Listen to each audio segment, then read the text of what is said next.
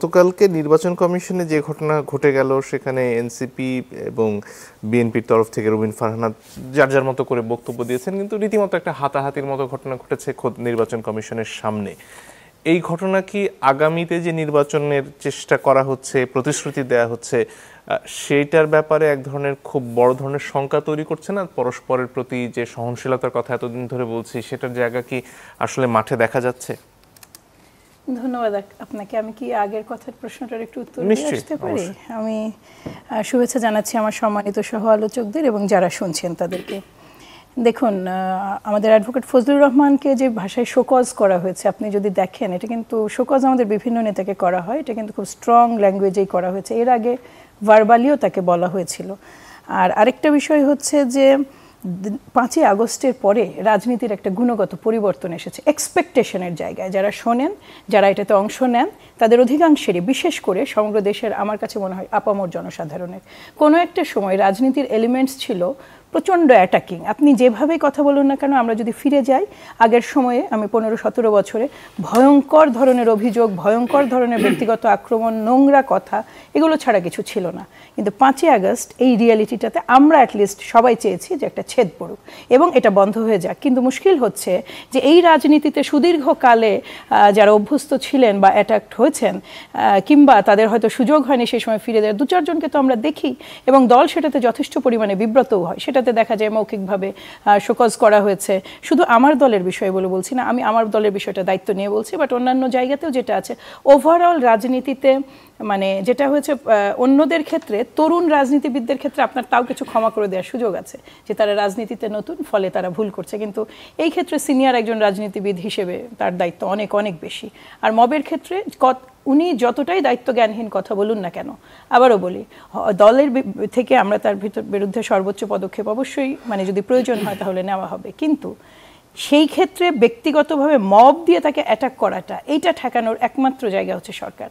এটা আসলে আর কারো পক্ষে ঠেকানো সম্ভব না। মব এমন একটা জায়গায় পৌঁছেছে, মঞ্জুর, আপনি মনে রাখবেন যে আপনার টকশোতে আমি আসলে কী নিয়ে কথা বলছি। আপনি যদি কোনোভাবে তর্কের হাইপোথেটিক্যালি ধরি যে আপনি ধর্ম নিয়ে একটা আলোচনা তুললেন, সেখানে একটা মতামত দেওয়ার জন্য আমারও কিন্তু বাড়ি ফিরে যাওয়াটা কঠিন হতে পারে, এবং আমার বাড়ির সামনে কিন্তু আমি আশঙ্কা করি যে এই ধরনের অনেক কিছুই সামনে আসতে পারে। অলরেডি আপনি যখন ফেসবুক স্ক্রল করেন, এমন কিছু কথা, আমি আমার টকশোর কোনো কমেন্ট দেখি না।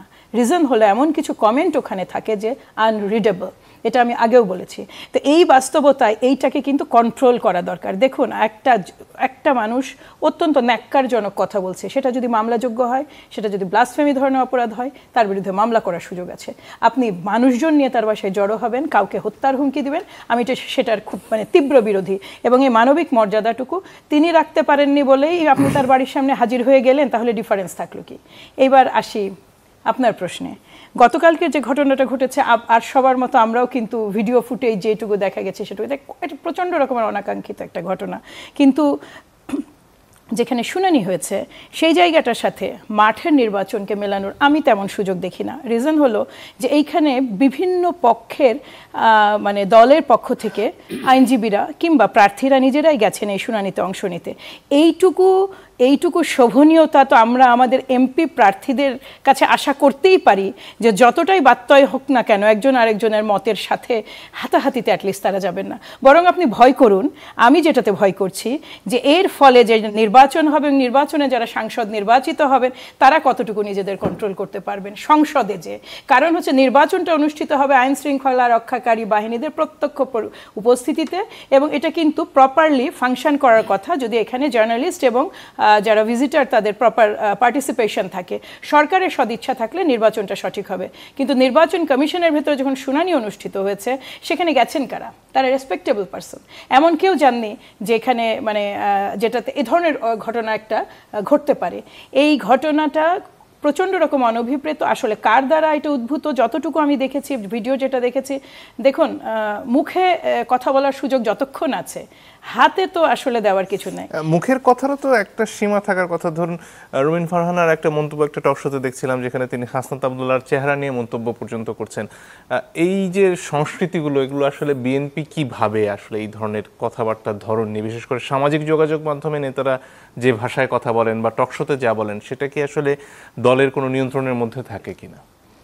দলের তো অবশ্যই আমরা চেষ্টা করি, দল যেটা চেষ্টা করে ওভারঅল একটা মানে মোটামুটিভাবে যেন মডেস্ট ওয়েতেই কথাবার্তাগুলো বলা হয়। দেখুন, একটা দলের সর্বোচ্চ নীতি নির্ধারক যিনি বা যারা, আপনি যদি সম্মানিত ভারপ্রাপ্ত চেয়ারম্যানের কথা ভাবেন, আমাদের চেয়ারপারসনের কথা ভাবেন, আমাদের সেক্রেটারি জেনারেলের কথা ভাবেন, এই ধরনের গুরুত্বপূর্ণ পোস্টগুলোতে যে মানুষগুলো বসে আছেন, এবং ইভেন শহীদ প্রেসিডেন্ট জিয়াউর রহমানকে যদি আমরা ফলো করি, কোনো সুযোগই তো নাই আমাদের এই ধরনের উগ্র কথোপকথনের। কিন্তু এই দায়টা তো আসলে ব্যক্তিকে নিতে হবে। কিন্তু একটা সার্টেন টাইম পরে যেগুলো প্রকাশ্যে আসে তার বাইরে অফিসিয়ালি মানে মৌখিকভাবে ভার্বালিও কিন্তু বলা হয় যে কেয়ারফুল হওয়ার জন্য, কথোপকথনের জন্য। এই দলটা তো আসলে আপনার কথোপকথন, আপনি টকশোতে যে ঠিক কী ধরনের কথা বলছেন, ডেলিভারি দিচ্ছেন, এইটা আসলে সবসময় কন্ট্রোল করার সুযোগ থাকে না মঞ্জুর ভাই। একটা জিনিস আমাদের কিন্তু দলে আরও একটা সিস্টেম আছে, সেটা হচ্ছে প্রতি মাসে আমরা কিন্তু আপডেট করি। টকশো যারা আমাদের জানা মতে যারা বাংলাদেশ জাতীয়তাবাদী দলের পক্ষ থেকে টকশোতে অংশ নেন, সেখানে সুস্পষ্টভাবে নির্দেশনা দেওয়া হয়, বিশেষ করে কনফ্রন্টেশন। আর এখনকার নতুন রাজনীতিতে যেখানে তরুণ রাজনীতিবিদরা আমাদের সাথে ওয়াকিং করেছে, সেখানে সর্বোচ্চ বারবার যেটা বলা হয় সেটা সহনশীলতার কথা। এখন ব্যক্তি হিসেবে ওগুলো সব অ্যাটেন্ড করার পরে, সব জানার পরে, যেই দল আমি ফলো করছি সেই দলের নেতৃত্বকে দেখার পরেও আমি যদি কোনো ব্যক্তিগত আক্রমণ বা এই জায়গাটায় মানে পার্সোনাল যেটাকে বলে, আপনি যেটা বলেন চেহারা নিয়ে কথা বলা, আমি যদিও এটা শুনিনি, কিন্তু এর চেয়ে তো আসলে কটু কথা আর কিছু হতে পারে না। জি।